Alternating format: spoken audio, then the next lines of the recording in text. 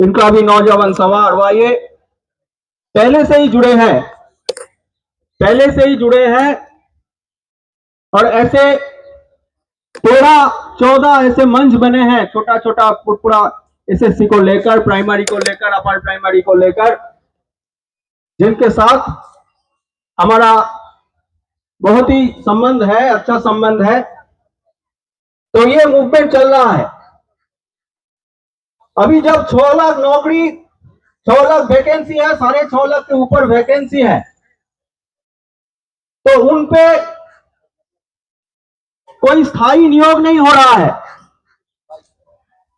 तो ममता बनर्जी क्या बोल रहा है कि नया, वो 2 साल पहले बोले थे कि एक नया सिस्टम चालू करेगा कि ये इंटर्नशिप सिस्टम, जो लोग ग्रेजुएट होंगे तो उनको 1 साल 2 साल के लिए उनको एक कॉन्ट्रैक्ट के बेसिस पर रखा जाएगा, 5,000-6,000 रुपया उसको दिया जाएगा।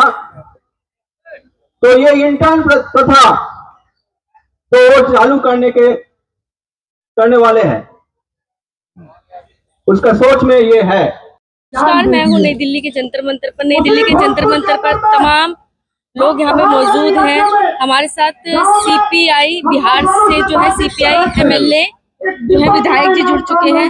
सर, आज आप नई दिल्ली के जंतर मंतर आए हैं, क्या कुछ मांगे रख रहे हैं सरकार के समक्ष? क्योंकि आप खुद एमएलए हैं और आप बखूबी लोगों की समस्याएं जानते हैं। ये यूथ पार्लियामेंट यहाँ पे लगा हुआ है, नौजवानों ने लगाया है, क्योंकि आप जानते हैं कि जो सामने जो पार्लियामेंट चल रहा है वो पार्लियामेंट लगातार देश के जनता को गुमराह कर रहा है, जनता के मुद्दों पर बात नहीं कर रहा है। आज नौजवानों की सबसे बड़ी समस्या जो है वो बेरोजगारी है। आप जानते हैं कि पिछले दिनों इसी सरकार जब ये पहली बार 9 साल पहले आ रही थी तो इन्होंने कहा था कि हम जब आएंगे तो हम 2 करोड़ नौजवानों को हर साल नौकरी देंगे, लेकिन खुद ही इन्होंने उसको जुमला घोषित कर दिया है।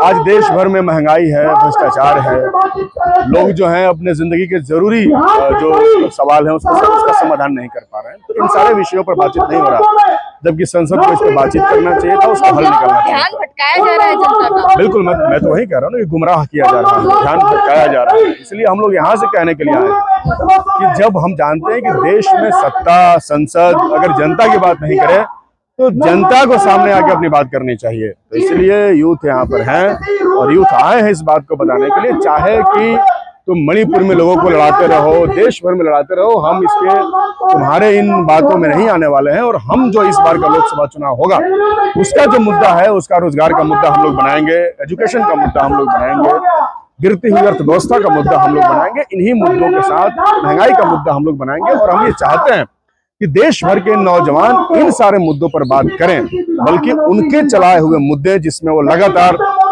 देश को तोड़ने का प्रयास कर रहे हैं। हमने देखा मणिपुर में जो हो रहा है, तमाम पूर्वोत्तर राज्यों सहित अभी हरियाणा में जो कल परसों जो हुआ, ये सब कुछ देश के मुद्दे और मिजाज को बदलने का कोशिश हो रहा है। हम सर बात करें जिस तरीके से मणिपुर में जो निंदनीय घटना हुई है, जिसकी जितनी निंदा की जाए उतनी कम है, क्या लगता है बहन बेटियां सुरक्षित नहीं है? नहीं, बिल्कुल नहीं, कहाँ सुरक्षित है। और लगातार तो इस तरीके की घटनाएं हो ही रही है ना देश में। और यहाँ तो हद हो गया ना भाई कि जब वीडियो वायरल हुआ तब आपने कार्रवाई किया। क्या आप समझते हैं कानून व्यवस्था नामी कोई चीज नहीं है? क्या जब वीडियो वायरल होगा तब कार्रवाई किया जाएगा? क्या सरकार वीडियो वायरल होने का इंतजार कर रही थी? तो इसलिए ये कई सारे सवाल हैं जिसका समाधान की जरूरत है, और जो सवाल जनता का सवाल है जिसको लेकर के हम लोग यहाँ पर हैं। यही मौजूदा सरकार में कहा गया है, नारा दिया गया बेटी बचाओ बेटी पढ़ाओ। ये फर्जी नारा है बेटी बचाओ। कहाँ से बेटी बचेगी और कहाँ से बेटी पढ़ेगी? बेटियों को पढ़ाने के लिए क्या व्यवस्था इन्होंने किया? नारा में लिखवा देने से, पोस्टर को छपवा देने से, अपना फोटो लगवा देने से क्या बेटियां पढ़ती हैं? उनके लिए क्या स्कूल में व्यवस्था किया, क्या कॉलेज में व्यवस्था किया, उनके लिए कितना रिजर्वेशन दिया, उनके लिए कितना फंड दिया, बेटियों के लिए क्या व्यवस्था आपने स्पेशली किया है? आप तो सिक्योरिटी तक नहीं दे पा रहे हैं बेटियों को, और आप बेटियों को पढ़ाने की बात कर रहे हैं। ये तो स्पष्ट तौर पे लोगों को समझ में आ रहा है ना कि आप ये सब जो है फर्जी बात कर रहे हैं। तो ये फर्जी बात है। चाहते लॉ एंड ऑर्डर सही नहीं है। बिल्कुल सही नहीं है। लॉ एंड ऑर्डर सही होता तो आज मणिपुर जो है 80 दिनों से यूं ही अपने में उलझ रहा होता, चल रहा होता नहीं ना। आज हरियाणा में 2 होमगार्ड के जवान आज ही सुबह अखबार में देखा कि मारे गए। तो इसलिए सब कुछ चल रहा है, तो कहाँ से उचित है भाई? इसलिए हम लोग कहने के लिए आए हैं कि नौजवानों का जो सवाल होगा उसी पर ये चुनाव होना चाहिए आने वाले दिनों में। सांप्रदायिक नफरत और सबका साथ सबका विकास, तो कुछ नहीं, सबका साथ लेना चाहते हैं और सबका विनाश करना चाहते हैं। कोई विकास नहीं करना चाहते, उनको सिर्फ जनता का साथ चाहिए और अपना विकास चाहिए। लेकिन इसी मौजूदा सरकार में लोग तो कहते हैं ना कि हिंदू इसी सरकार में सुरक्षित है, हिंदू राष्ट्र की बात होती है सर। हिंदुओं को सुरक्षित रखने के लिए किसी सरकार की जरूरत है क्या? हिंदुओं पर तो उस समय भी खतरा नहीं हुआ था जब इस देश में मुगलों का राज चल रहा था। उस समय कौन सा हिंदू खतरा में थे? हिंदुओं को तो उस समय भी नहीं खतरा हुआ जब अंग्रेज यहाँ पे थे। खतरा है पूरे देश को, हिंदुओं को भी मुसलमानों को भी। बेरोजगारी सबको है, हिंदुओं को, मुसलमानों को, सिखों को। धर्म में कौन सर बीजेपी बांट रहा है, आरएसएस बांट रहा है, बीएचपी बांट रहा है, और कौन बांट रहा है? हम लोग तो उसी को बांटने से बचाने के लिए आए। लेकिन जो मौजूदा जो लोग हैं वो क्या चाहते हैं? रोजगार, हाँ, जिंदगी बेहतर हो, उनके जो सपने हैं जो नौजवान देखता है वो पूरे हो। उसके लिए रोजगार होना चाहिए, हर हाथ में काम होना चाहिए, सबको मान और सम्मान मिलना चाहिए, सबकी इज्जत, सबकी प्रतिष्ठा होनी चाहिए। लास्ट में मैसेज क्या देना चाहेंगे सर? मैसेज यही है देश के नौजवानों से कि आप इनके चलाए हुए एजेंडा में ना फंसे, आप नफरतों में ना फंसे। लोग ये लड़ाना चाहते हैं, आप अपने मुद्दे पर डटे रहें। आप रोजगार के सवाल, शिक्षा, महंगाई, बेरोजगारी, भ्रष्टाचार के सवाल पर लोकसभा चुनाव में आप वोट दें और आप देश भर में जनता को इस बात के लिए तैयार करें। अजीत, धन्यवाद। Today, Mr. Shankar is here on Jantar Mantar. Mr. Shankar, what do you want to say on account of youth parliament? This is we are holding this protest because the parliament where the elected people are there, they don't address the issues of the youth and students. So they are concerned about themselves and creating communal hate. And even yesterday there was some orchestrated kind of riots in Gurugram. So we are seeing Manipur everywhere. But the basic issues of the people, particularly the student and youth, that is education and employment, that is not addressed by the present government. So against this Modi government, in order to attract the attention of the Modi government, also criticizing the Modi government, we are organizing this youth parliament. So this is a parliament parallel to the parliament which is led by Modi. This is a parliament of the people. This is a parliament of the youth demanding employment, not just employment, but the employment, the standard employment.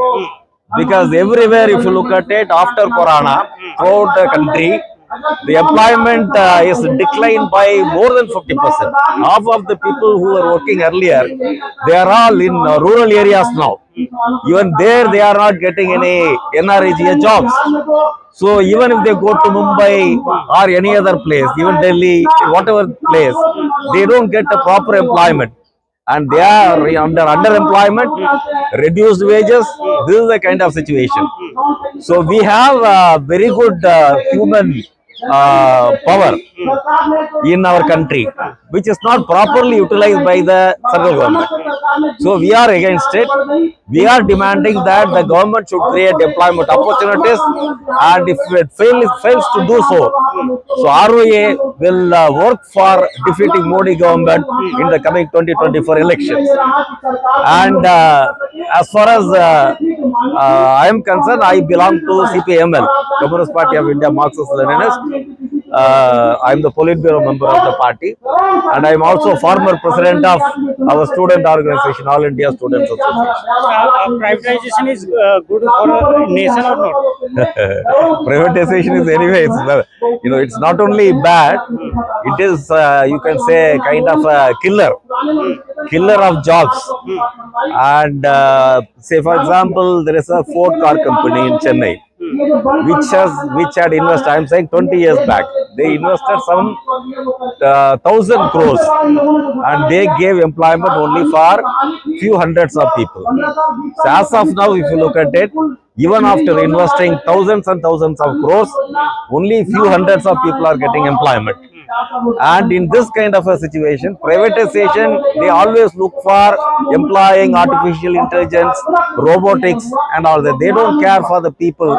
They don't want to employ the people to work in their missions. People want good service. and only private sector can give good service to people. That is a completely wrong conception. So privatization actually doesn't really provide any good environment.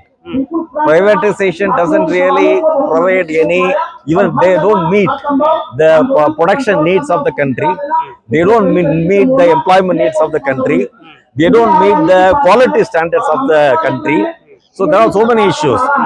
So there could be some problems with some of the public sector companies. Rather, you can say that Navaratna companies are there, right from oil to various other industries. There are Navaratna companies which are owned by the public, by the government. What message you are giving to your people by youth parliament? So we are demanding that all this privatization should be stopped. All the employment should be created for all the youth who can work. So that is the strength of the country. Youth is the strength of the country. Their power, their efficiency, their labor should be used by the government. So government should open new industries and they should create all the employment opportunities. Okay, that's what we are demanding. And another thing, this government should stop this dividing youth along communal lines.